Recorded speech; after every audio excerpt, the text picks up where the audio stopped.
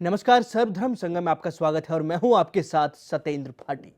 दर्शकों, देश को आजाद हुए 69 साल से ज्यादा का वक्त हो गया है और हर साल हम इस आजादी का जश्न भी मनाते हैं। अंग्रेज भारत छोड़कर चले गए, लेकिन क्या हम वाकई ही आजाद हैं? ये सवाल आज हर किसी के जहन में है।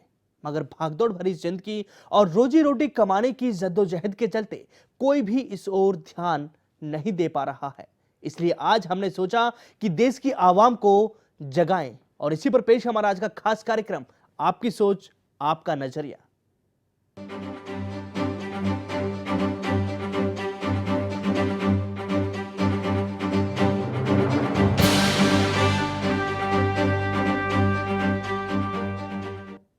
देश को आजाद कराने के लिए हमारे स्वतंत्रता सेनानियों ने जो यातनाएं झेली हैं, वो किसी से छिपी नहीं हैं। मंगल पांडे, शहीद भगत सिंह, सुखदेव राजगुरु, चंद्रशेखर आजाद और ऐसे अनेक महान स्वतंत्रता सेनानी हैं जिन्होंने देश की आजादी की खातिर हंसते हंसते अपने प्राण न्यौछावर कर दिए। और स्वतंत्रता आंदोलन के प्रमुख नेता राष्ट्रपिता महात्मा गांधी ने आजादी की खातिर कई दफा लाठियां खाई, जेल गए, सत्याग्रह किया और अहिंसा की राह पर चलते हुए देश को अंग्रेजों के चुंगल से आजाद करवाया, ताकि देश की आवाम स्वाभिमान के साथ जिंदगी जी सके। लेकिन आज देश के हालातों को देखकर हर किसी के जहन में यह सवाल उठ रहा है कि क्या हम वाकई ही आजाद हैं? आज हम इसी विषय पर चर्चा करेंगे और इसके लिए आज हमने अपने स्टूडियो में तमाम मेहमानों को इनवाइट किया है। आपका परिचय करा दूं। सबसे पहले भारतीय जनता पार्टी की तरफ से डॉक्टर दिनेश उपाध्याय हमारे साथ इस चर्चा में जुड़े हुए हैं और भी मेहमानों का पैनल मेरे साथ है जो कि कुछ ही समय के बाद स्टूडियो में जुड़ेगा। तो चलिए हम अपने मेहमानों के साथ बातचीत का सिलसिला आगे बढ़ाएंगे, लेकिन उससे पहले देखिए हमारी ये खास रिपोर्ट।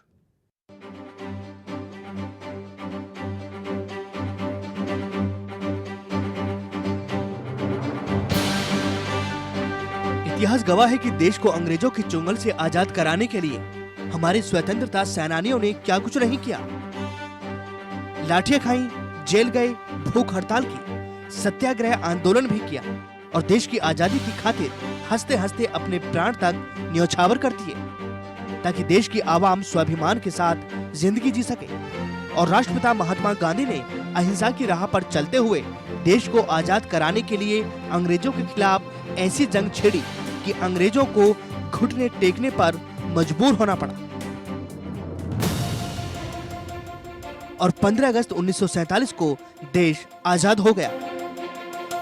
कई सालों के संघर्ष के बाद मिली इस आजादी का जश्न पूरे देश ने मनाया और देश के पहले प्रधानमंत्री बने पंडित जवाहरलाल नेहरू। तब से लेकर आज तक कई प्रधानमंत्री आए और चले गए, सरकारें बदली और हर साल हम आजादी का जश्न भी मनाते रहे। लेकिन क्या हम वाकई ही आजाद हैं? ये एक बड़ा सवाल है।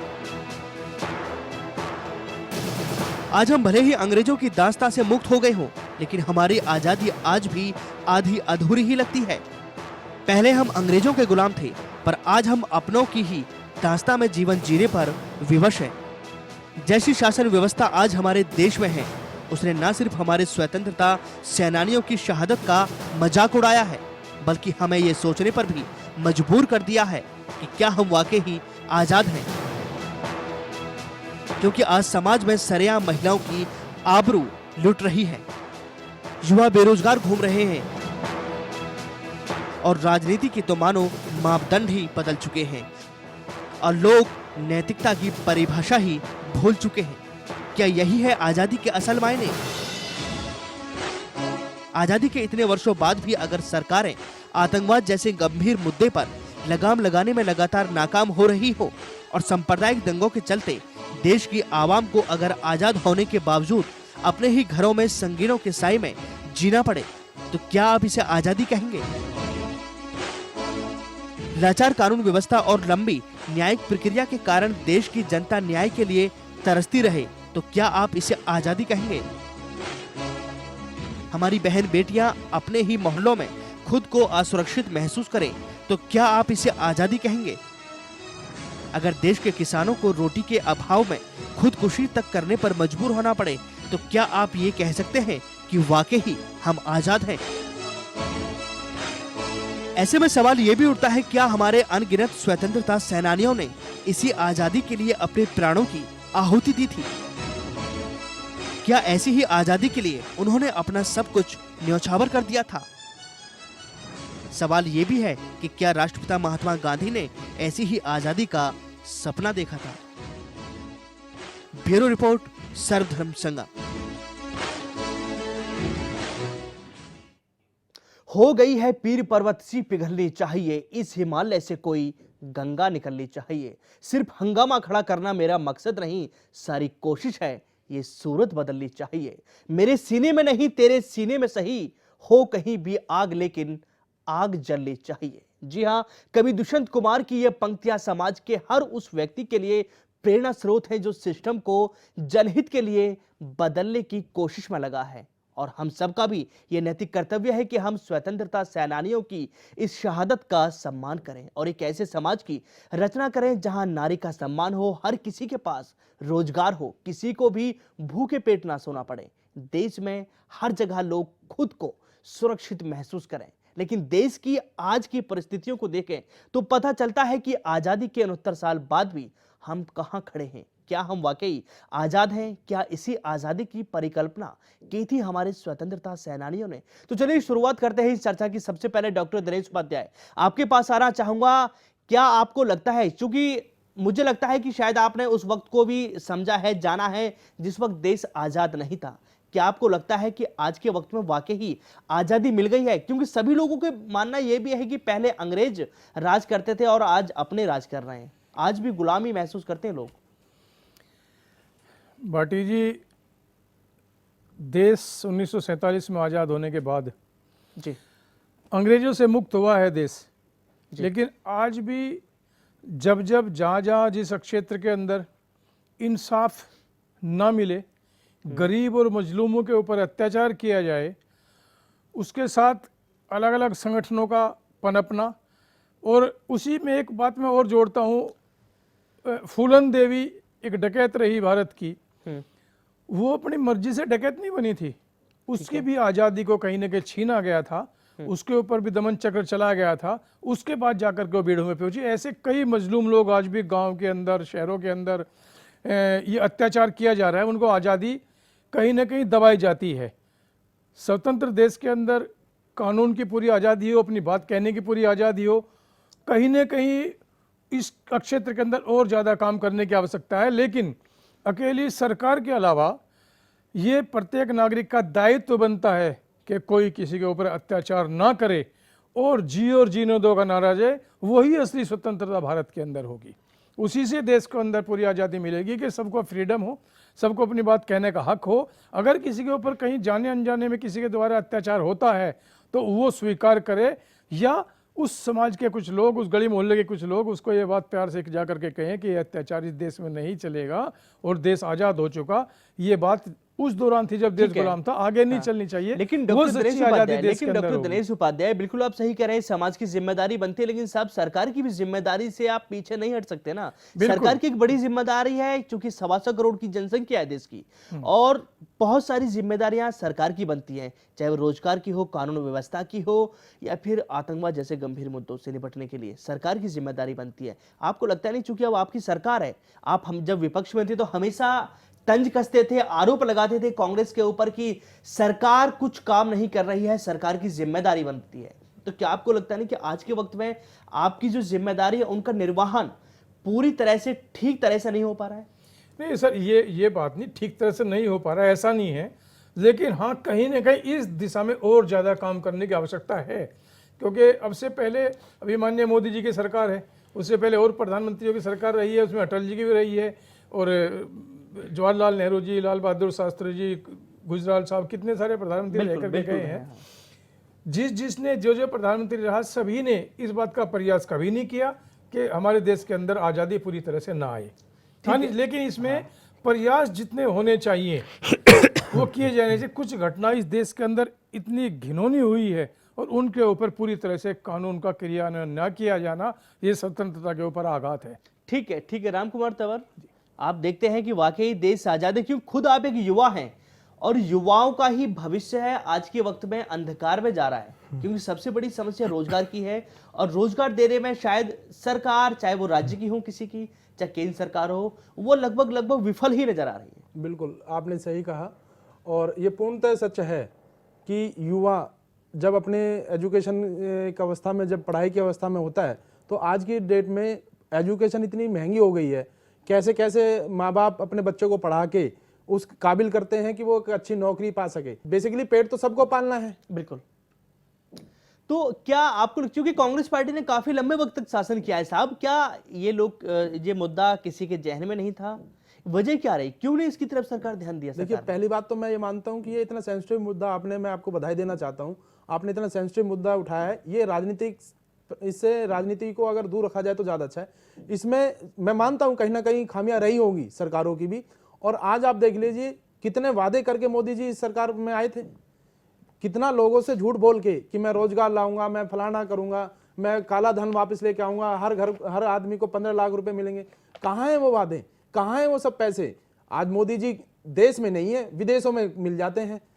आज आज आज आज जो हमारे देश के प्रधानमंत्री है वो युवाओं की ना बात ना करके विदेशों दौरे करने में लगे हुए हैं। क्यों नहीं वो युवाओं के बारे में कुछ सोचते? मैं मानता हूं कि कांग्रेस की कमियां रही होंगी, लेकिन आप तो जनता ने आपको बहुमत से सरकार में आपको प्रधानमंत्री बनाया है, क्यों नहीं आप उन कमियों को पूरा करते जिनसे देश आपके ऊपर? ठीक है, जवाब लूंगा राम कुमार तंवर साहब, जवाब लूंगा इसमें। सत्यदेव चौधरी साहब, क्या हमारी सिस्टम की कमी है, लोगों की कमी है, सरकारों की कमी है, कि आज भी 69 साल बाद देश को, अंग्रेजों से तो आजादी मिल गई है, लेकिन बहुत सारी चीज ऐसी हैं जहां पर आज भी इंसान अपने आप को गुलाम ही महसूस करता है? मैं आपकी बात से 100% से भी अधिक सहमत हूँ जी। और ये जितने भी लोग जो सत्ता में रहे या जो आज सत्ता में हैं, हाँ, ये बहुत ही चालाकी से उसका सारे इस भ्रष्ट व्यवस्था का दोष एक वोटर के ऊपर या एक नागरिक के ऊपर डाल के पीछे हट जाते हैं। मेरे को ये समझ में नहीं आता कि भाई जिन लोगों ने आज़ादी दिलवाई, जिन लोगों ने, लाखों लोगों ने आज़ादी दिलवाने के नाम के लिए अपनी गर्दनें कटवाई, उनका तो ये नाम लेना भी पसंद नहीं करते। और किसी तरीके से भी चलो हमने जो भी कुछ किया, अंग्रेजों से पीछा छुड़वाया, फिर उसके बाद में हमने एक राजनीति की व्यवस्था आरंभ करी। उस राजनीति की व्यवस्था को मैं ये कहता हूँ कि ना तो मैं उससे सहमत हूँ, ना ही मैं उससे संतुष्ट हूँ। मेरे को ये समझ में नहीं आया कि भाई ये किस प्रकार के बहुमत से ये लोग, इन लोगों ने उस ऐसी राजनीति को स्वीकार किया कि जिसमें सिवाय भ्रष्टाचार के कुछ हुआ ही नहीं, और उसका दोष मढ़ते हैं ये नागरिक के ऊपर, वोटर के ऊपर। भाई ऐसी व्यवस्था इन्होंने क्यों नहीं बनाई कि जिससे भ्रष्टाचार ना हो? वो शिक्षा आज तक 70 साल तक क्यों नहीं मिली लोगों को? उसका दोषी कौन है? सरकार को छोड़ के उस शिक्षा देने का या नागरिक को सुरक्षा देने का जिम्मेवारी किसकी है? वो वोटर ने ये थोड़ी कहा है आपको वोट देते समय कि भाई हम आपको वोट दे रहे हैं और भ्रष्टाचार करो और अपराध करवाओ और अपराधियों को छोड़ दो। फिर अब रास्ता क्या निकलता है सत्यदेव जी? क्या हो सकता है? क्या इसी तरह से गुलामी की जंजीरों में जी देश जकड़ा हुआ रहेगा? क्या इसी तरह से देश के भविष्य बच्चे कहे जाते हैं, युवा कहे जाते हैं, क्या इसी तरह से बेरोजगार वो घूमते रहेंगे? इसके लिए क्या विकल्प आप सोचते हैं? देखिए, इस राजनीति के अंदर जिस बहुमत की राजनीति, जो सदस्यों के बहुमत की राजनीति है, इस राजनीति के अंदर आप इस भ्रष्ट राजनीति से पीछा नहीं छुड़वा सकते। ना आपको अच्छी व्यवस्था मिलेगी, ना कोई अपराध मुक्त व्यवस्था मिलेगी, ना शिक्षा मिलेगी, ना गंदगी से पीछा छूटेगा, ना मिलावट से, ना महंगाई से, ना बेरोजगारी से। इसका एक प्रजातंत्र के अंदर आप मुझे ये समझाइए कि सदस्यों के बहुमत से सरकार बनाने का क्या कारण है? हमारे को ये लोग बैठे हुए हैं यहाँ पर, हमें समझाएं कि भाई आप सदस्य का चुनाव तो करवाओगे वोटों के बहुमत से और सरकार बनाओगे सदस्यों के बहुमत से, ऐसा क्यों है? तो यदि आप 272 मेंबरों से सरकार बनाएंगे, मान लीजिए, मैं कह रहा हूँ 300 मेंबर हैं आपके पास, 300 मेंबर के पास में कुल वोट 45 लाख हैं और दूसरे के पास में मेंबर हैं 243 और कुल वोट हैं 55 लाख। आप मुझे बताइए बहुमत किसका होना चाहिए? तो यदि आप इस बहुमत की परिभाषा जब तक आप चेंज नहीं करोगे सरकार बनाने के लिए, इस भ्रष्ट राजनीति से पीछा छूटना असंभव का भी असंभव असंभव असंभव है। लगता है। ठीक है, ठीक है, आंकड़े आपके पास हैं, आंकड़े आपके पास है सत्यदेव जी। मैं एक बार फिर से आपसे बातचीत करूंगा, लेकिन फिलहाल छोटे से ब्रेक के लिए हम रुक रहे हैं यहाँ पर। ब्रेक के बाद इस चर्चा को यहीं से आगे बढ़ाएंगे। छोटा सा ब्रेक, तुरंत लौटते हैं।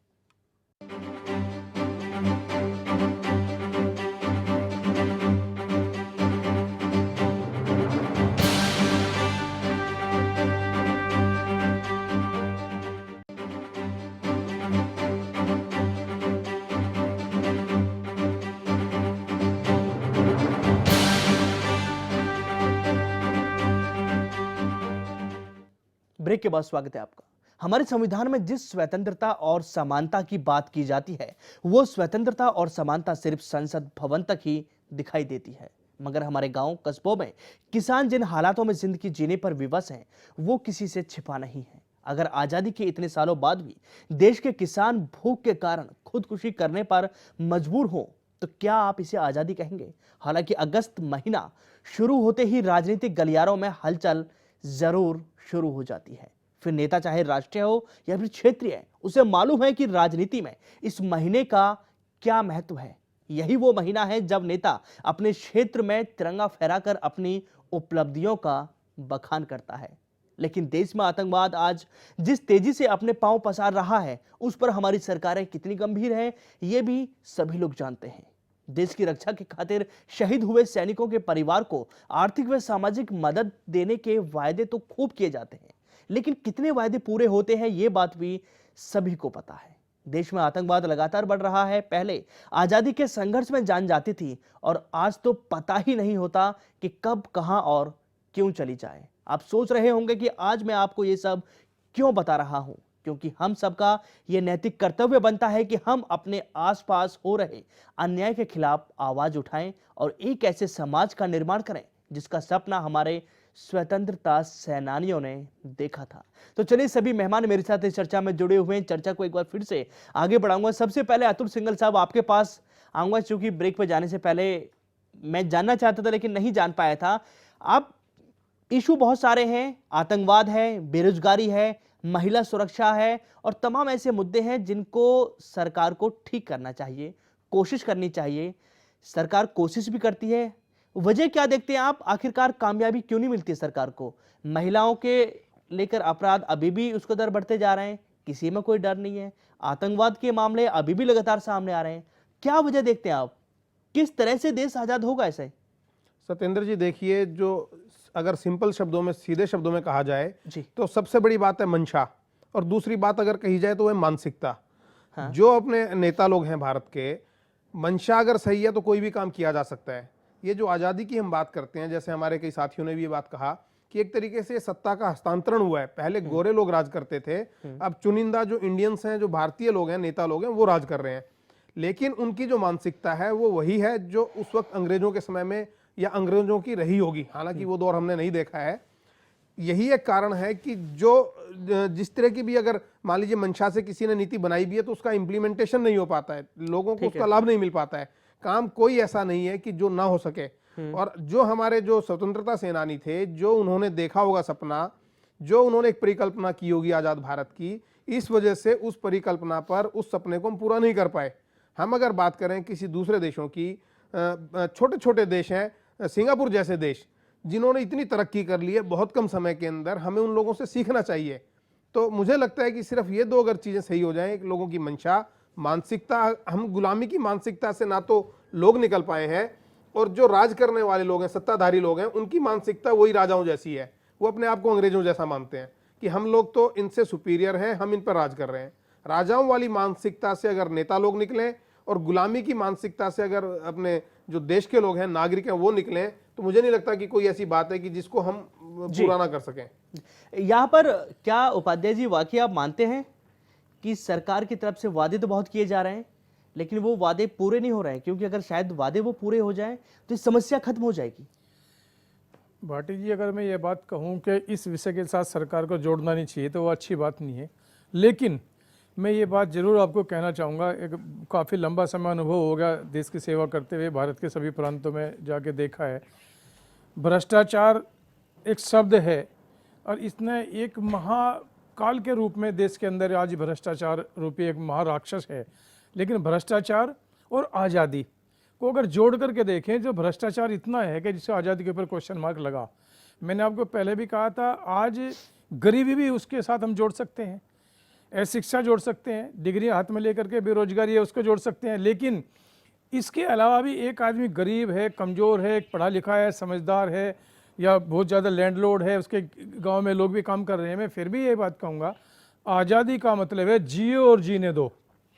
सही आज़ादी देश के अंदर तभी होगी जब देश का प्रत्येक नागरिक इस बात का संकल्प ले कि मैं गरीब हूँ, अमीर हूँ, पढ़ा लिखा हूँ, छोटा हूँ, बड़ा हूँ, छोटी जाति का हूँ, बड़ी जाति का हूँ, उसको छोड़ करके जियो और जीने दो का नारा सर्वप्रथम देश के अंदर प्रत्येक नागरिक की आत्मा में आना चाहिए। उसके ऐसा, बाद हाँ। फिर बेरोजगारी की मदद की जाए, भ्रष्टाचार को समाप्त किया जाए। लेकिन आज़ादी इनके साथ, मैं ये नहीं कह रहा कि इनके साथ जुड़े हुए शब्द नहीं है, हैं, लेकिन आज़ादी के लिए इंसान की फ्रीडम, उसको जियो और जीने दो का ठीक है, साथ ठीक देना है। चाहिए। सत्यदेव चौधरी, क्या आप इनके वक्तव्य से ताल्लुकात रखते नहीं हैं? नहीं नहीं, सहमत हैं? ये वही सब सिवाय बातों में उलझाने के सिवाय ये कुछ नहीं कर रहे। ये सारी की सारी जिम्मेवारी सिर्फ उस मतदाता के ऊपर या उस नागरिक के ऊपर छोड़ रहे हैं।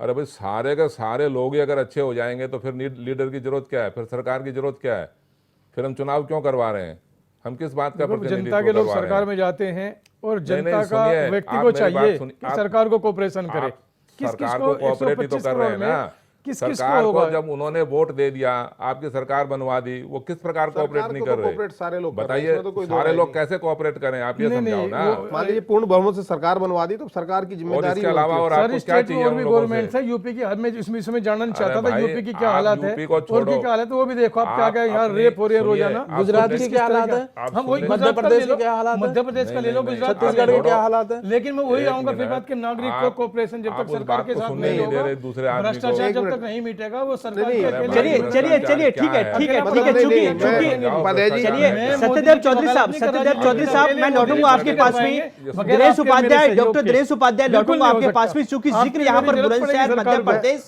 नहीं, आप गुजरात एक मिनट। और तमाम राज्यों का जिक्र हो गया है, तो हाँ। एक बार कविता अशोक भी मेरे साथ जुड़ चुकी है। कविता, आपसे समझना चाहूंगा, महिलाओं को लेकर जिस तरह से वारदातें बढ़ रही है, हाल ही में कई सारे मामले रेप के सामने आए हैं, खासतौर से बुलंदशहर का मामला काफी गंभीर मामला रहा है, जिस तरह से वहां पर बर्बरता को देखा गया है। क्या आप मानते हैं कि 69 साल हो गए देश को आजाद हुए, वाकई ही आजाद महिलाएं हो चुकी हैं, महिलाओं को पूरी आजादी मिल चुकी है? देखिए, सबसे पहले तो मैं ये कहना चाहूँगी कि आज़ादी के बाद आनी चाहिए थी जागृति, आया है आक्रोश। एक फ़र्क है एक चीज़ में, एक जागृति हम सोच रहे थे जब हमें इंडिपेंडेंस मिला था कि हम आज़ाद देश हो जाएंगे, हम मिल के, स्त्री पुरुष का तो तब भाव ही नहीं था जब आज़ादी मिली थी, तब हमने ये सोचा था हमारा संविधान बनेगा और सब मिलकर एक राष्ट्र का निर्माण करेंगे। मगर जागृति की जगह अब इतना आक्रोश है, इतना क्रोध है लोगों में। मुझे लगता है अगर आप कह रहे हो थोड़े से सालों में हमने अगर कुछ कमाया है तो हमने गुस्सा ही आपस में अपनी समाज में ज़्यादा देख रही हूँ मैं, क्योंकि आप रेप की बात कर रहे हैं, मैं कह रही हूँ आप अगर रोड पे चल रहे हैं, मैं अभी आई हूँ ट्रैफिक में 2 घंटे में, तो आप सोचिए कि कितना रोड रेज है, कितना हर जगह क्रोध है। तभी मैंने आक्रोश शब्द यूज़ करा है, क्योंकि आक्रोश मतलब कि पूरी सोसाइटी में, पूरे समाज में जड़ों तक फैल गया है। तो जो ये रेप्स है ना, ये भी एक फ्रस्ट्रेशन का और गुस्से का, और एक आप सोचो कि अगर आप किसी को, कुछ एक सेगमेंट ऐसे भी हैं जिनको लगता है हम बहुत पीड़ित हैं, हम दबाए जा रहे हैं, एक वो भावना है। तो एक फ्रस्ट्रेशन का जो एंगल है ना सोसाइटी में, वो इतना बढ़ गया है। पढ़ाई लिखाई चल रही है, साक्षरता बढ़ी है, मगर फ्रस्ट्रेशन का जो लेवल था वो मुझे लगता है आज़ादी से पहले से भी बहुत ज़्यादा भी बढ़ चुका है। तो ये जो केसेस हो रहे हैं महिलाओं को लेकर के, ये सब फ्रस्ट्रेशन, गुस्सा, एंगर है, और ये सोसाइटी पे एक तरह से वेंजेंस है। जैसे आप कहते हैं ना कि जो आदमी कहे जी मेरे साथ ये नहीं हो रहा है, मैं इस चीज़ से पीड़ित हूँ, तो वो सोसाइटी पे निकाल रहा है। और सबसे ज़्यादा वनरेबल कौन होता है? औरतें होती हैं, क्योंकि ना उनके पास ना हमारे पास इतनी फिजिकल स्ट्रेंथ है कि हम अपने आप को प्रोटेक्ट उस तरह से कर सकें एक आदमी के सामने, और ना हमारे पास पूरा सपोर्ट है। रास्ता क्या है, विकल्प क्या है, कैसे इसको बदला जा सकता है इसको? देखिए, ये तो पूरी मानसिकता, जैसे अभी शायद किसी ने मेंशन भी किया था, ये बहुत डीप रूटेड है, और मानसिकता बदलने में मैं अकेली या ये हम 4 लोग मिलकर पैनलिस्ट मेरे जो हैं माननीय, हम नहीं कर सकते। पूरे समाज को लगना होगा। और अभी शायद एक बात हो रही थी कि सरकार इसमें क्या करेगी। मैं मानती हूँ कि सरकार तो इसमें बहुत कुछ कर भी रही है, और पॉलिसी खाली बनाने से काम नहीं होता ना, कोई भी गवर्नमेंट आएगी पॉलिसी बनाएगी, इम्प्लीमेंटेशन फर्स्ट थिंग। और दूसरी चीज है हर सिटीजन का पार्टिसिपेशन होना है। जब तक मैं, आप, सत्येंद्र जी और सब लोग जो ये प्रोग्राम देख रहे हैं मिलकर ये नहीं सोचेंगे कि हमें अपनी मानसिकता बदल के समाज को बदलना होगा, आप किसी भी गवर्नमेंट को लाइए, किसी भी पॉलिसी बनाइए, कुछ नहीं हो सकता। तो ये डीप रूटेड प्रॉब्लम है, ये जड़ से हिलानी है, खाली गवर्नमेंट कुछ नहीं कर सकती, मैं इस बात को मानती हूँ। सत्यदेव जी, कम शब्दों में आपसे समझना चाहूंगा, यहाँ पर भी बात वही खड़ी हो जाती है कि आखिरकार सरकार अकेले कुछ नहीं कर सकती, हमको, आपको, हर उस नागरिक को अपना योगदान देना होगा जो इस देश में रहता है। तो योगदान देने की जो राजनीति है वो तो इन्होंने स्वीकार ही नहीं करी, वो राजनीति इन्होंने बनाई नहीं। 40% लोग वोट क्यों नहीं डालते? किसी ने सोचा?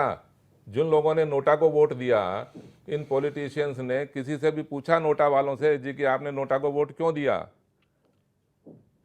या जो 35% वोटर 18 से 25 साल की आयु के हैं, जो वोट डालते हैं, जिनके वोट से सरकार बन रही है, लेकिन वो चुनाव नहीं लड़ सकते, इसका क्या कारण है?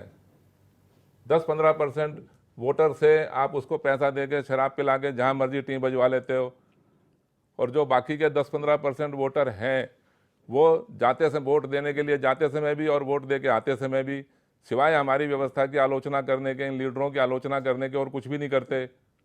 आज वोट दे के आए हैं, कल सरकार बनी, उसके अगले दिन अनशन करना शुरू कर दिया उसी राजनीति के विरोध में, उसी व्यवस्था के विरोध में। वो जिम्मेवारी किसकी है? मैं एक बात आपकी बात से सहमत हूँ, क्लीन पॉलिटिक्स जो है ना वो तो एक सपना ही बन के अब रह गई है। हम एक देख रहे हैं तो स्वच्छ, अब ये कह रहे हैं जी कि साहब सारे लोग जुड़ेंगे, सारे लोग जुड़, अरे भाई सारे लोग जुड़ने के लिए तो तैयार ही हैं। राम कुमार तंवर जी, क्या लगता है कि अब राहुल गांधी को आगे वही बदलाव करेंगे? क्योंकि क्या विकल्प है? क्योंकि इतना लंबा वक्त शासन किया कांग्रेस पार्टी ने, कोई बदलाव देखने को नहीं मिला। जिस तरह के, वाकई गौर करने वाली बात है कि नोटा को लेके तो आए, लेकिन जो लोग उसका इस्तेमाल करते हैं उनसे किसी ने आज तक नहीं पूछा कि आप आखिर क्यों किसी को वोट नहीं देना चाहते, उसकी वजह क्या है? देखिए, तो क्या एक फॉर्मेलिटी थी? तो क्या मतलब आप क्या देखते हैं, कैसे सुधरेगा ये? देश का भविष्य उज्जवल होगा? देखिए, पहली बात तो मैं बता दूं, जितनी भी विकासशील जितनी भी योजनाएं देश में लाई गई हैं वो ज़्यादातर कांग्रेस के द्वारा लाई गई हैं। चाहे उसके पीछे कुछ भी कारण रहे कि कांग्रेस ने ज़्यादा सत्ता में रह के राज्य की पार्टी को, देश को चलाया हो, मैं ये कह रहा हूँ, लेकिन अभी सोच का फर्क है। क्यों आखिर ऐसी नौबत क्यों है कि वो नोटा पे गए? क्यों नहीं उन्होंने अपने हिसाब से उस आदमी को वोट दिया जो उनके प्लानिंग्स के हिसाब से देश को सही दिशा में ले जाने का काम कर सकता था? सर विकल्प नहीं था ना कोई? सर विकल्प ऐसा नहीं हो सकता। आज आप देखिए क्या नौबत आ गई कि केजरीवाल को देश में दिल्ली का मुख्यमंत्री बनना पड़ा, और एक ऐसे आदमी को जिसको राजनीति की एबीसीडी नहीं पता हो, दिल्ली का विकास जो शीला जी ने 15 साल में एक दिल्ली को एक पूरे वर्ल्ड के नक्शे में एक... सर बहुत सिंपल सी बात है, बीजेपी को लोग देख चुके थे, कांग्रेस को देख चुके थे, कोई विकल्प नहीं था, तीसरा एक नया विकल्प आया। आप option जनता ने था। देखिए, अंधेरे में तो आप किसी पे विश्वास नहीं कर सकते ना सर। जनता ने वोट दिया। उजाले में रखकर भी क्या कर लिया उसका रिजल्ट क्या हुआ सर? उसका रिजल्ट देखिए, पर आप ये देखिए ना, जनता ने विश्वास किया ना, अगर आप कह रहे हो। आपने विश्वास किया, लेकिन उसका रिजल्ट क्या आया?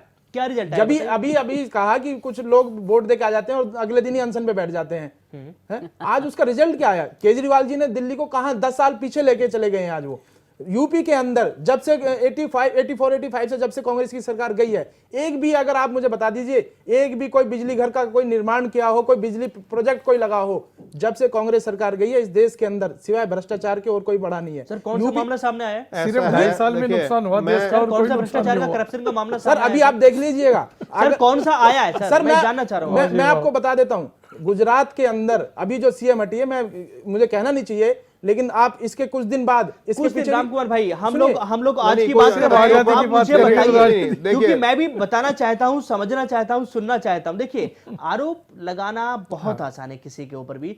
ये बात बिल्कुल सही बात है कि दिल्ली में शीला दीक्षित के वक्त में विकास हुआ है, लेकिन इस बात में भी सच्चाई है ना कि जनता ने कुछ तो सोचा होगा कि जो एकदम से आपको जीरो कर दिया था दिल्ली के अंदर, ये जनता का अधिकार है। वो राहुल गांधी, सोनिया गांधी या राम कुमार तंवर मिलकर तो नहीं कर सकते ना। स्वीकारा, बिल्कुल स्वीकारा। लेकिन मैं ये जानना चाह रहा हूं कि आप जो विकास की बात कर रहे हैं, योजनाएं थी कांग्रेस की, बहुत अच्छी बात थी, लेकिन आखिरकार नोटा आया और उसका इस्तेमाल जो लोग करते हैं उनसे कभी पूछा ही नहीं गया। सर, नोटा दूसरी कौन बात लाया? आती है विकास की। ये बड़ी बात है कि वादे किए जा रहे हैं। मैंने पहले भी पूछा था डॉक्टर दिनेश उपाध्याय सर, एक बार मैं फिर से जानना चाहता हूं कि आप बोलते हैं कि कांग्रेस के वक्त में करप्शन हुआ था, बिल्कुल ठीक बात है, लेकिन सच बात ये भी तो है कि आपकी सरकार में सिर्फ वादे किए जा रहे हैं। कहां काम हो रहा है, क्या काम हो रहा है अभी? सर, मैं आपको एक रिक्वेस्ट करना चाहूँगा आपके चैनल के माध्यम से कि अगर आज हम भ्रष्टाचार के विषय में बात करेंगे या सिर्फ आज़ादी की, आज़ादी का क्वेश्चन आपने उठाया है आज, नहीं सर, समय थोड़ा भ्रष्टाचार है। से भी आजादी चाहिए इसका- हमको सभी चीज से। नहीं, सर, आप देखते हैं टीवी स्क्रीन पर चलो सारा मैं एक इसका एक जवाब शब्द दे चल देता रहा है, हूँ। किस किस चीज से मुझे आजादी ये चाहिए? बताओ, क्या ये भ्रष्टाचार 2.5 साल में आज जब से मोदी जी की गवर्नमेंट है? मैं आपको पहले भी कहा, मैं मोदी जी का बचाव नहीं कर रहा बिल्कुल भी। मैं बिल्कुल कहता हूँ मोदी जी का धर्म कर्म और सिस्टम बनता है कि देश के अंदर वो पारदर्शिता लेकर के आए, किसी भी रूप में लेकर के आए, अपने संगठन को लगाए, अपने मंत्री को लगाए या देश के नागरिकों के साथ अवेयरनेस प्रोग्राम चलाए। देश की जनता को जिस तरह के वादे किए गए, मोदी जी को एक एक वादा पूरा करना चाहिए और हर रूप में भ्रष्टाचार मुक्त देश होना चाहिए। और स्वतंत्रता की असली ताकत के स्वतंत्रता किसको कहते हैं, मोदी जी को बिल्कुल मैं आपको दिखाना एक चाहिए बात ये। कहना चाहूंगी बीच में इंटरप्ट करके सितेंद्र, कि मैं एक एनजीओ चलाती हूँ। आप मानो कि अगर मैं एनजीओ का प्रोग्राम कहीं करना चाहती हूँ ना, अपने अवेयरनेस प्रोग्राम का, इसलिए मैं आपको मेंशन कर रही हूँ कि आप मानोगे नहीं कि अगर मैं किसी इंस्टीट्यूट में, आज की बात बता रही हूँ, ये परसों मेरे साथ बात हुई है, एनजीओ चला रही हूँ सेल्फलेसली, कोई मेरे पास सीएसआर नहीं है, किसी गवर्नमेंट कोई फंड नहीं है, अपने ही बल पे चला रही हूँ और नेटवर्क और जुड़े हुए लोगों से, कमिटेड लोगों के साथ। मैंने एक मॉल में, मैं नाम नहीं ले सकती मॉल का, मॉल में मैंने इवेंट करना चाहिए तो 25 अगस्त को आइए, शामिल हो जाइए, आपको पता लगेगा कौन सा मॉल है। मैंने उनके साथ इवेंट करना है, मैंने उनको अपनी चिट्ठी भेजी सत्येंद्र जी कि मैं एनवायरमेंट बेस्ड और महिलाओं पे काम करती हूँ, मुझे एक खाली एम्फी थिएटर दीजिए 2 घंटे, एक अवेयरनेस प्रोग्राम करना चाहती हूँ मैं वहां पर, कोई शोरगुल नहीं होगा, बड़ा पीसफुल और ब्यूटीफुल प्रोग्राम होगा। लड़कों ने जो वहां पर काम करते हैं इतना नचाया हमको, और बाद में फोन करके कहा मैडम बताइएगा मत, किसी को 20,000 रुपए भेज दीजिए। अरे भाई, एनजीओ का काम है, हम एक पैसा नहीं ले रहे, हम कोई स्पॉन्सरशिप नहीं है। अगर हमें चाहूँ तो आज फोन करके मुझे जो ओनर है उनके मॉल के, उनको बात कहनी चाहिए ना ये कि देखिए आपके लड़के नीचे लेवल पे क्या कर रहे कहीं ना हैं। तो कहीं- आप कई बार ऐसा भी होता है कि ऊपर लेवल पे लोगों को पता ही नहीं चलता कि नीचे क्या काम हो रहा है। दरअसल कुछ चीजें उसी ऐसी हिसाब से हैं, हो सकता है मोदी जी को पता नहीं हो कि नीचे क्या हो रहा है। नहीं, या- कुछ चीजें ऐसी हैं हाँ, जिसके ऊपर राजनीति ये नहीं हो होनी सकता है ना? चाहिए। स्वतंत्रता के ऊपर राजनीति नहीं होनी सत्येंद्र, चाहिए। अब भ्रष्टाचार की बात को हम स्वीकार करेंगे। नीचे लेवल पे अब कई बार राजनीति की बात करें, हम कई बार स्वीकार ऐसे करेंगे, होता है रोजगार कि की ठीक है, बात पहले करें, अतुल स्वीकार सिंघल, उसके बाद करेंगे। सत्यदेव लेकिन चौधरी, यहाँ आपकी तो बात फ्रीडम का अतुल मसला है सिंघल, अतुल कि सिंघल, अपनी प्रत्येक बात को- नागरिक अपनी का बात हक करें। बनता है कि सबको एक दूसरे को फ्री की जो आजादी साथी दी लोग जाए। हैं, क्योंकि इनकी ज्यादातर बातों से मैं सहमत इसलिए नहीं हूं, इन्होंने, एक साथी ने कहा कि नारे देकर सरकारें आई हैं, नारे तो कांग्रेस ने भी दिए, गरीबी हटाओ, सब- मोदी सब- जी ने भी सब नारे लोग- दिए, मैं- क्या आप- गरीबी हट मैं गई, एक बात क्या कहना चाहती विकासशील हूँ, देश है। आप लोग इसको पार्टी का नहीं, मैं debate वही मत बता रहा बनाओ। हूँ, मैं ये इसलिए बता रहा पार्टी का हूँ। डिबेट है ही नहीं, मैं वही इसमें बोल रहा हम हूँ, करप्शन 70 साल हो गए, सब पार्टियों ने नारे दिए, कोई फर्क नहीं केजरीवाल है वो खुद नारे देकर आए हैं, आम आदमी की कितने आम आदमी है ना, आम आदमी की तरह काम करेंगे, सारे वीवीआईपी लोग काम कर रहे हैं वहाँ पे, सारे वीआईपी तरीके से काम कर रहे हैं। सबसे बड़ी बात जो मैंने पहले कह रहा था, मंशा और हमारी साथ में इसमें जो हमारी नियत है और इम्प्लीमेंटेशन वो होना चाहिए कि किस तरीके से हम करेंगे, मानसिकता हमारी बदलनी चाहिए। एक व्यक्ति विदेश में जाता है, हम ही लोग दुबई में जाएं, कहीं दूसरे देश में जाएं, वहां पर हम कानून नहीं तोड़ सकते, पता है कि वहां पर कड़ी सजा का प्रावधान है।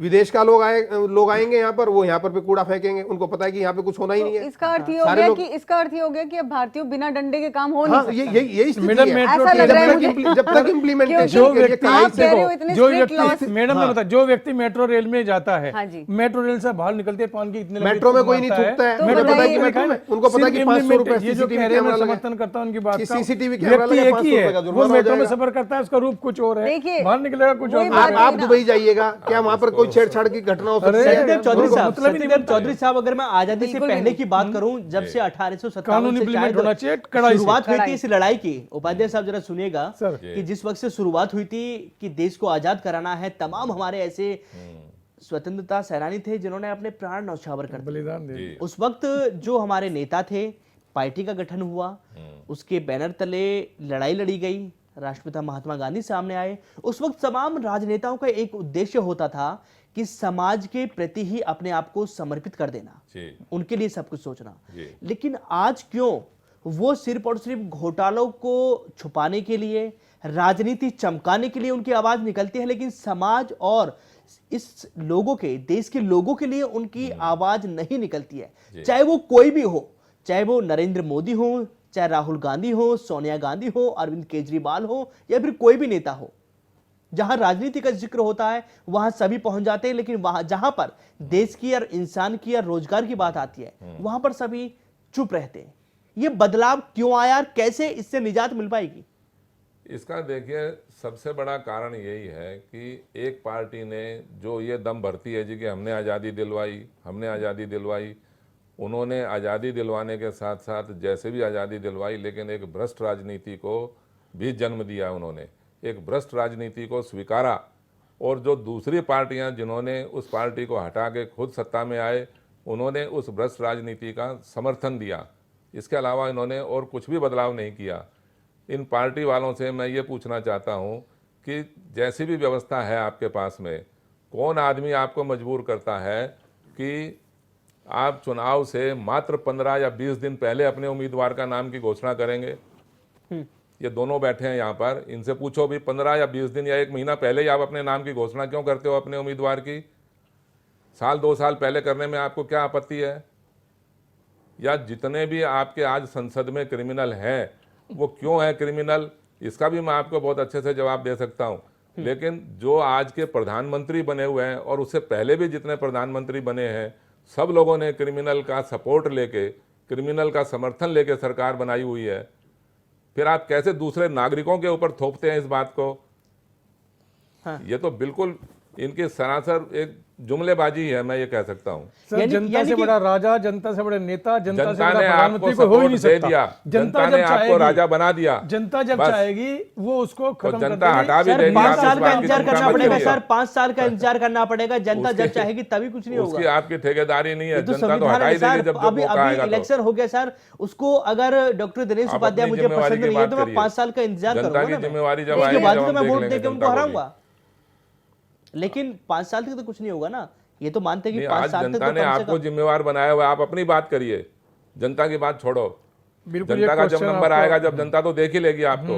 जैसे जनता ने दूसरी पार्टी को हटा के आपको सरकार बनाने का अवसर दिया, वैसे ही आपको भी हटा देंगे। दरअसल है और क्या? कोई हम एक अच्छा वो कर रहे हैं, विकल्प ढूंढने का दिल्ली प्रयास में कर रहे बीजेपी हैं, को भी हटाया, और कांग्रेस को काफी भी सफल भी हुए हटाया। हैं। अब पंजाब के अंदर भी ऐसे ही हालात बन रहे हैं। देखिए अल्टीमेटली जो है ना, स्थिति वही है ना उसकी अल्टीमेटली तो। डेमोक्रेसी में जनता ही राजा है। और जैसे अल्टीमेटली जैसे हम मान रहे कविता हैं जी इस ने बात को। बताया, मैं इस बात से बिल्कुल। सहमत हूँ। लेकिन ये लोग आक्रोशित है, प्रजातंत्र का इसीलिए वो मतलब कहते ही हैं नहीं कि समझ पा तीसरा रहे हैं। विकल्प सामने आता है तो वो कहते हैं कि इसको अपनाओ। क्योंकि अब मान लीजिए पंजाब की हम ना बात बहुमत करते हैं, का जब मतलब पता है, जब ना सर्वेक्षण के प्रजातंत्र का मतलब नतीजे पता है। बताते हैं कि आम आदमी पार्टी आगे आ रही है, तो उसके पीछे लोगों की सोच यही है कि वहां पे अकाली दल को देख चुके, बीजेपी को देख चुके, कांग्रेस को देख चुके। कि भाई इसको और देख लो के बाद। वो देख लेंगे। हालांकि दिल्ली वाले देख चुके हैं आम आदमी को, लेकिन पंजाब वालों ने नहीं देखा, तो वो एक बार देखना वही वो भी अब सब हिट एंड ये ट्रायल तजुर्बा- चल रहा है, हिट एंड सर, ट्रायल चल रहा है कि ये नहीं तो एक वो मेरा नहीं तो। क्वेश्चन और भी है कि क्या जो जनता है ये इसी देश के नागरिक है ना, इसी देश के लोग हैं।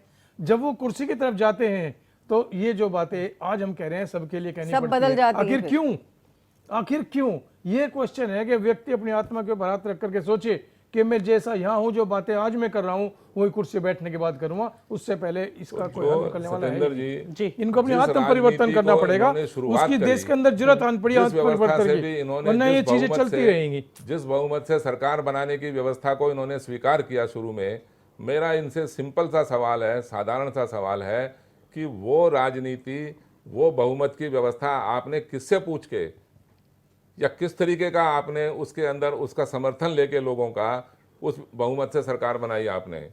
आज भी बता दीजिए। ठीक है, जवाब लूंगा मैं उसका, इस बात का भी जवाब लूंगा। लेकिन यहाँ पर कविता शोक, एक सवाल और आपसे अहम जानना चाहूंगा। जिस तरह से रेप के मामले सामने आए, तमाम अलग अलग पार्टियों के अलग अलग बयान सामने आते हैं। कोई कुछ कहता है, कोई कुछ कहता है। कुछ लोगों का ये भी कहना है कि महिलाओं के साथ इस तरह की वारदातों का होना, उनका ड्रेसअप, टेलीफोन और सोशल मीडिया, ये सब भी एक कारण है। तो क्या आप मानते हैं कि ये बेतुका बयान है या फिर इसमें जरा भी कोई गुंजाइश है? देखिए, मैं पहली बात कहना चाहती हूँ कि शिष्टाचार जो है ना, वो भाषा और राजनीति दोनों से उड़ चुके, बाहर जा चुका है। आम जनता भी ऐसे ऐसे बयान दे देती है, बिना सोचे समझे लोग देते हैं। पिछले कुछ दिन पहले सलमान खान जो है, उन्होंने भी एक बयान दिया था। तभी भी हमने यही बैठ के कहा था कि भाई कम से कम आप स्टार हो, सोचो तो सही कि क्या बोल रहे हो। आप स्टार हो, आपकी रिस्पॉन्सिबिलिटी है। तो हर आदमी एक बयान दे रहा है। अभी दयाशंकर जी ने एक बयान दे दिया, आप देखो हर पहले बयान आता है फिर बकेड़ा आता है। तो हम अपना टाइम वेस्ट कर रहे हैं वो चीज़ें सुलझाने में। ये एड्रेस नहीं कर रहा कोई कि जो रेप्स हो रहे हैं इनको कैसे एड्रेस करें, क्या पॉलिसीज हो, कितना स्ट्रिक्ट लॉ हो, कितना फटाफट गवर्नेंस हो, कितनी जल्दी इम्प्लीमेंटेशन हो। और जो अभी बात हुई थी कि जो दंड है वो इतना स्ट्रिक्ट होना चाहिए। क्यों सिंगापुर में, दुबई में हम ही लोग, हमारे ही भाई और हमारे ही आदमी लोग जाकर के बिहेव करते हैं, वहां तो कोई किसी को नहीं छेड़ता। मैं अभी होकर आई छेड़छाड़ हूँ। की घटना साबित ही नहीं हो पाती। बिल्कुल किस नहीं। तरह का कानून होना चाहिए, किस तरह का दंड होना चाहिए, क्या क्या आप सोचते हैं? चूंकि महिला है, मैं आपसे जानना चाहता हूँ कि किस तरह का दंड होना चाहिए। देखिए कानून तो ऐसा हो कि एकदम कड़क। नहीं, किस तरह का कड़क? क्या उम्र कैद की सजा का प्रावधान मैं है? उम्र कैद पे तो जा ही नहीं रही ना। उम्र कैद हो ही क्यों?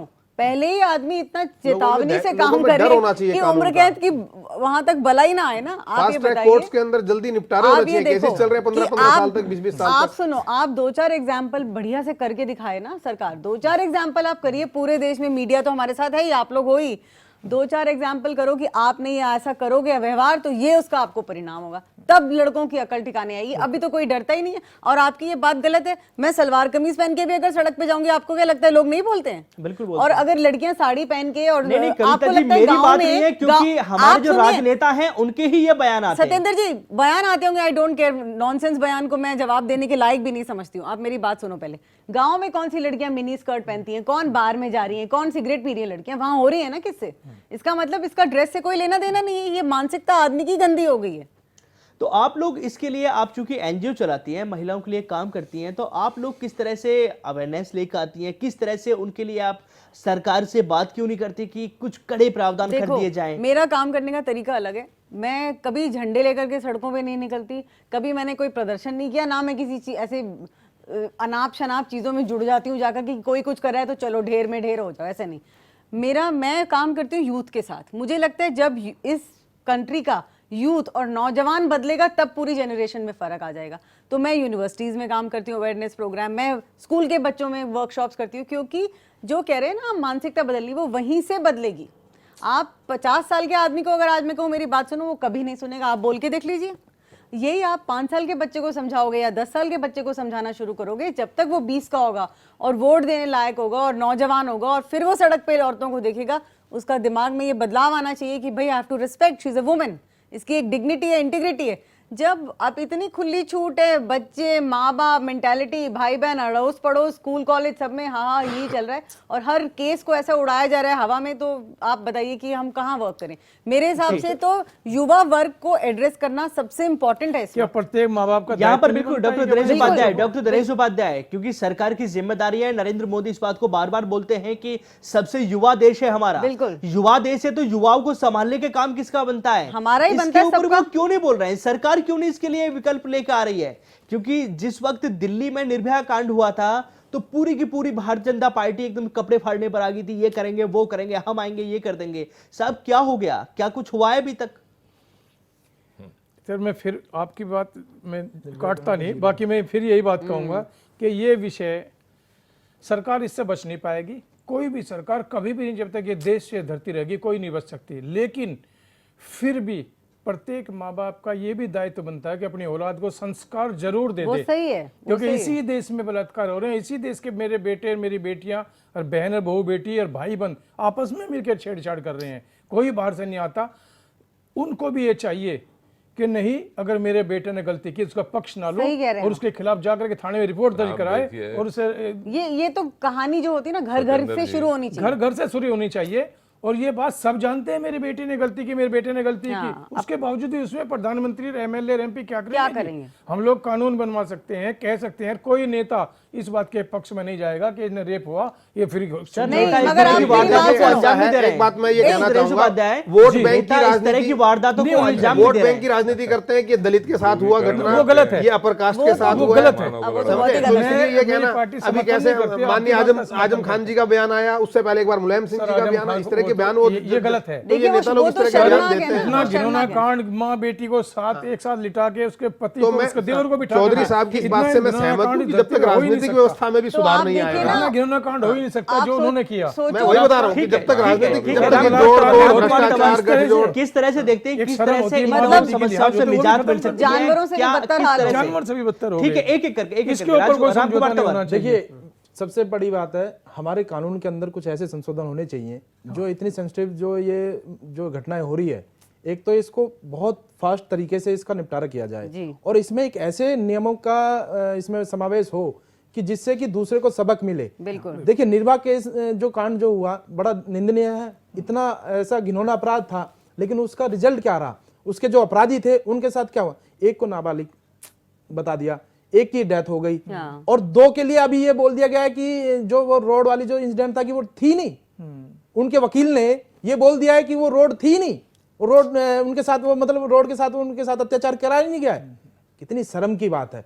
कहाँ जा रहा है हमारा आप देश? देखो ना, इसमें कानून- मतलब आप कानून में भी कुछ बदलाव आना कुछ पड़ेगा। कानून का भी हमारी तरफ, मैं मानता हूं कि कुछ कानून के अंदर भी वो जो छोटी मोटी कमियां हैं, मैं अपने कानून के मतलब मैं वो नहीं उठा रहा, जो उस पे क्वेश्चन खामियां नहीं हैं, उठा सो रहा। हैं। जो खामियां हैं कम से कम उनको हमें पूरा करना चाहिए। दरअसल है और क्या? एक अब आज यूथ नहीं चाहती, मैं एज ए यूथ मैं नहीं चाहता, ना मैं धर्म की राजनीति में बटना चाहता, मैं ना जात की राजनीति में बटना चाहता, ना मैं किसी इस तरह का मैं पक्षधार हूं कि ये उसके साथ दलित की लड़की के साथ हो रहा है या अपर कास्ट की लड़की के साथ हो रहा है, इससे हमारा कोई मतलब नहीं। वो बहन बेटी सबकी है, मेरी भी बहन बेटी है, कल को अगर उसके साथ हो रहा है तो वो अगला नंबर मेरा भी हो सकता है। तो मैं ये चाहता हूं कि इस पे सख्त से सख्त ऐसा कानून का प्रावधान बने कि जिससे कि दूसरे लोगों को भी इसमें ये समझ में आए कि अगर मैंने ऐसा करा तो मुझे वो सजा मिलेगी। सत्यदेव जी, इस तरह की राजनीति देखने को मिलती है। अगर किसी महिला के साथ कहीं बदसलूकी होती है, कोई अभद्र भाषा बोलता है, तो वहां पर यह नहीं कहा जाता कि उस महिला के साथ ये बदसलूकी हुई है, वो कहा जाता है दलित महिला के साथ ये हुई है या मुस्लिम महिला के साथ ऐसा किया गया है। तो क्या लगता है कि राजनीतिक तो politics रंग देने के लिए इस तरह की बयानबाजी की जाती है, और इसके लिए सबसे बड़ी कार्रवाई उन लोगों के ऊपर भी होनी चाहिए जो इस तरह की राजनीतिक रंग देते हैं इन बातों को। देखिए, मैं तो इस तरीके के शब्दों का प्रयोग किसी महिला के सामने, किसी बहन बेटी के सामने, मेरे को तो करने में भी शर्म आ रही है। तो मैं इस बातों की चर्चा ना करके मैं ये पूछना चाह रहा हूँ इन नेताओं से कि जब सरकार ही क्रिमिनल्स का सपोर्ट लेके, चाहे वो किसी प्रकार के भी क्रिमिनल हैं, जब क्रिमिनल्स का सपोर्ट लेके आपने सरकार बना रखी है, सर वो और क्रिमिनल्स भी- में माफ करिए, आपने आप कई चुप बार ये रहिए, शब्द ये एक कई बार मिनट, आप कह चुके पहले हैं। चुप रहिए। वो मैंने क्रिमिनल अभी बात को जनता पूरा द्वारा नहीं चुन के किया। संसद में भेजे गए हैं, विधानसभा में जनता द्वारा आप- चुन के भेजे गए आप हैं। वो उसकी तो बात टिकट कर देखिए, रहे हैं आप- ना, जनता देखिए, द्वारा जो कांग्रेस चुने ने गए ही- हैं ना, कांग्रेस मैंने ही- आपको बता तो दिया मैं किस बता रहा प्रकार की हूं, जनता ने कांग्रेस चुना पार्टी ही आपको। एक बिल लेके आई थी कि अरे वो कोई भी कांग्रेस- सजा, कांग्रेसियों ने देखिए ही कांग्रेस की भ्रष्ट देने की लालू राजनीति को यादव जी जन्म चुनाव दिया नहीं है। लड़ पाए। मैं आपको बता दूं, सजायाफ्ता मुलजिम चुनाव आप नहीं सुनते लड़ेगा। तो मैं है आपको नहीं। मैं बता दूं आपको, आप बार बार आप नहीं, सुनिए, नहीं, आप नहीं। कोई भी एनजीओ चला रहे हो या किसी भी पार्टी से संबंधित आप हो, कुछ आप भी चला ऐसे नहीं रहे कह हैं, सकते कि आप भाई मेरे को बताइए ना। जो देखिए सरकारें आपने उनसे जिस- बनती है जो जनता का प्रतिनिधि होता है। जनता सरकार ने नहीं जनता से कहा। नहीं बनती भाई साहब, मैं आपको जनता पहले ने बता दूं अंकल आपको- जी। जनता ने आपको आप नहीं कह ये रखा कि clear- 272 सदस्यों के बहुमत पहले से बात सरकार आप ये बनाइए। क्लियर कर लीजिए कि बस, सरकारें clear है ये जनता बात। से नहीं बनती, सरकारें बनती हैं जनता के चुने हुए प्रतिनिधियों से। तो तो जनता उसमें कह रही है अगर कि जनता आप- प्रतिनिधि देखिए आप अरे ये भाई, देखिए वो तो जनता बहस थोड़ी बड़ी कह हो रही है जाएगी। आपको। ये लेकिन विषय- लेकिन ये इतना विषय इतना लंबा है। जरूर है एक महीने पहले आप कि जो खाली इलेक्शन रिफॉर्म्स घोषणा है, करें, चुनाव अपने सुधार की उम्मीदवार बात की सत्येंद्र जी, करते हम जनता कह रही है क्या? लोग टॉपिक से भटक रहे हैं। भटक हाँ, रही तो हाँ, कह रही है हाँ। आपको। एक जनता समय कह में रही है थोड़ा क्या? सर, रहेगा। नहीं, ये एक विषय में जरूर ये कहूंगा। ये जनता तय करेगी कौन 40% अगर किस मुद्दे नहीं, को नहीं, बनाना नहीं, नहीं नहीं, बनाना, ठीक ये है, जनता इसमें तय करेगी। ये हम और इस आप बारे में क्या हम कर बहस सकते नहीं करेंगे, ठीक है, ठीक है। एक संदेश उनका सर मैं उनका ये देना सवाल चाहता था, उनका रामकुमार तंवर साहब, उनका ये सवाल था कि ऐसा होना चाहिए कि क्रिमिनल्स, ठीक है, आई एग्रीड कि इस बिल को कांग्रेस लेकर आई थी कि जो सजा याफ्ता मुजरिम ये होंगे थोड़ी कह रहे हैं कि जिनको कांग्रेस कोर्ट लाई या दोषी नहीं लाई। दोषी ठहरा देगा वो चुनाव नहीं लड़ेंगे। और बिल्कुल सही बात है कि ऐसे कई ऐसे नेता हैं जो कि चुनाव नहीं लड़ रहे हैं। लेकिन क्या आज के वक्त में सरकार ऐसा भी कोई बिल तैयार कर सकती है कि जो वाकई ही जिनके ऊपर एक या एक से ज्यादा मामले दर्ज हैं उनको चुनाव लड़ाया ही नहीं जाए? तो ये एक राजनीति का एक बहुत सुधारीकरण ये वहां पर हो बहुत- सकता है, चुनाव बड़ा सुधार जो है ये हो जाएगा। सत्येंद्र, ये वो बहुत होने अच्छी बात चाहिए। है। साथ में मैं बीच में बोल पड़ा कि चुनाव सुधार बहुत जरूरी है और साथ में जो व्यवस्था में सुधार होना चाहिए, चाहे वो प्रशासनिक व्यवस्था है, जो हम मानसिकता की बात करते हैं, क्योंकि गुलामी की मानसिकता, सही बात। जो आईएएस ऑफिसर जिनको हमेशा आरोप लगते हैं कि जो लॉबी है उसके ऊपर सुधार होना चाहिए, और साथ में जो हम अदालत में जो न्यायिक प्रणाली है इसके अंदर सुधार की बहुत आवश्यकता है। अगर ये सब अगर सही हो जाए तो मुझे नहीं लगता कि जो हम आज़ादी की बात कर रहे हैं, जो सपने की आपने बात की शुरुआत में कि हमारे नेताओं ने देखा, तो उसको पूरा करने में कोई ज़्यादा समय लगेगा। ठीक है डॉक्टर दिनेश उपाध्याय, चूंकि सरकार आपकी एक आखिरी रिएक्शन में आपका लूंगा, क्या आपको लगता है कि सरकार इसी वक्त में सबसे बड़ी समस्या बेरोजगारी की, भ्रष्टाचार और अपराध, उसके साथ साथ आतंकवाद, ऐसे मुद्दे से निजात मिल पाएगी? क्योंकि सबसे ज्यादा इस तरह की समस्याएं कश्मीर में सामने आती हैं। कश्मीर में हर रोज वहां पर घुसपैठ हो रही है और बड़ी बात यह है कि जिन लोगों के साथ मिलकर आपकी सरकार वहां चल रही है वो उन आतंकवादियों का सपोर्ट भी वो करते हैं। तो क्या आपको लगता है कि मोदी सरकार के टाइम में आतंकवाद से लड़ाई लड़ी जाएगी, खात्मा हो पाएगा उसका? इस क्वेश्चन का जवाब मैं अभी आधे मिनट में दूंगा। एक तो संदेश मेरा ये है पूरे देश के नागरिकों को, पूरी सर संदेश नहीं, जवाब दे दीजिए। समय समाप्त हो गया सर, समय समाप्त हो गया। मैं निपटा देता ये कि जब भी कहीं किसी बहू बेटे के साथ कोई छेड़छाड़ हो, प्रत्येक नागरिक का दायित्व तो बनता है कि उसके खिलाफ वो कार्रवाई कर ले तुरंत। दूसरी बात ये है, कानून के अंदर नेता भी जेल जाएंगे, कानून अपना काम करे, इस देश के अंदर खुली छूट है, पुलिस अपने उसको क्रियान्वयन करे। सर कश्मीर में कैसे आतंकवाद से निपटा जाएगा? कश्मीर के अंदर महबूबा मुफ्ती ने खुला आदेश किया कि इस तरह का आतंकवाद बर्दाश्त नहीं होगा और मदरसों के अंदर सर उसने ये भी कह दिया कि बुरहान वानी जो मारा गया, अगर मुझे पता होती तो उसको एक मौका देती, उसको भी बोला गया। वो उसका बयान गलत था, उसका खंडन किया गया। राजनाथ जी ने पाकिस्तान में जाकर के जो बयान दिया पूरे देश ने क्यों नहीं आप समर्थन वापस ले लेते उनसे? अभी क्यों नहीं? आप जब आप सपोर्ट कर रहे हैं, वापस लेना, आपने आपके प्रधानमंत्री ने कहा था हम वापस 1 सर के बदले 10 सर लेके आएंगे, उसका कहां है समाधान नहीं है, उसका समाधान आज ये नौबत आ गई है कि कश्मीर के अंदर घुस-घुस के आतंकवादी हमारी जनता आतंकवाद के को मार रहे प्रति हैं। सरकार नरम नहीं है, ये नरम नहीं है, लेकिन आदमी की एक दिशा दशा एक चाल होती है। आतंकवादियों के खिलाफ नरम नहीं है, लेकिन आतंकवादियों को संरक्षण देने वालों के चलिए खिलाफ बहुत नरम बहुत है। शुक्रिया, बहुत बहुत शुक्रिया आप सभी मेहमानों का कि क्या सरकार नरम है या गरम है वो सब लोग देख रहे हैं। आज के लिए बस इतना ही कहूंगा, भले ही आजादी के जश्न में सरकारें हर साल करोड़ों रुपए खर्च करके देश की आवाम को यह संदेश देने की कोशिश करती हैं कि हम स्वतंत्रता सेनानियों की शहादत भूले नहीं हैं, लेकिन वास्तविकता क्या है ये जग जाहिर है। पहले हम फिरंगियों के जुल्म सहते थे और अब अपनों के जुल्म सह रहे हैं। पहले फिरंगियों के खिलाफ बोलने पर आवाज बंद कर दी जाती थी, मगर अब हम आंखों के सामने होते जुल्म को देखकर भी चुप रहते हैं। पहले राजनीति का मुख्य उद्देश्य समाज की सेवा हुआ करता था, मगर आज घोटालों से बचने के लिए ही राजनीति होती है।